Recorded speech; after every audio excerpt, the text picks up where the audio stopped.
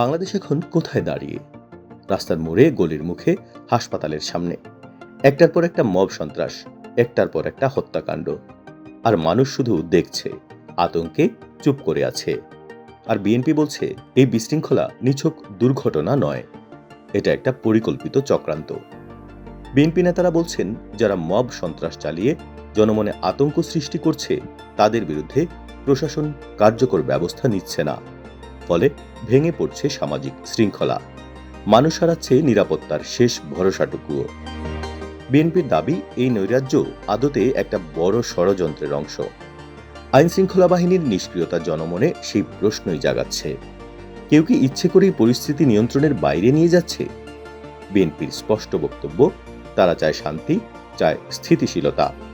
তারা বলছে দেশের স্বার্থেই বড় দল হিসেবে তাদের দায়িত্বশীল ভূমিকা পালন করতে হবে। তারেক রহমানের সবার আগে বাংলাদেশ স্লোগান এখন বিএনপির রাজনীতির চালিকা শক্তি। তবে বিএনপির শীর্ষ নেতাদের মতে ঠিক এই কারণেই তারেক রহমান আজ চক্রান্তের কেন্দ্রে।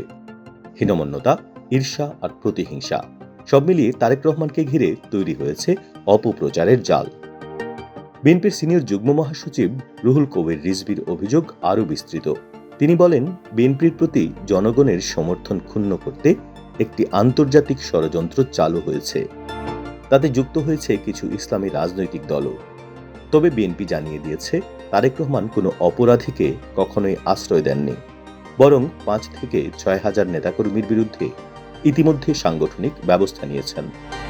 এমন এক সময়ে যখন দেশজুড়ে আতঙ্ক, জনগণ এক টুকরো নিরাপত্তা খুঁজছে, তখন বড় প্রশ্ন দাঁড়াচ্ছে, এই অরাজকতা কি কেবলই বিচ্ছিন্ন ঘটনা, নাকি সত্যিই চলছে কোনো গভীর রাজনৈতিক ষড়যন্ত্র?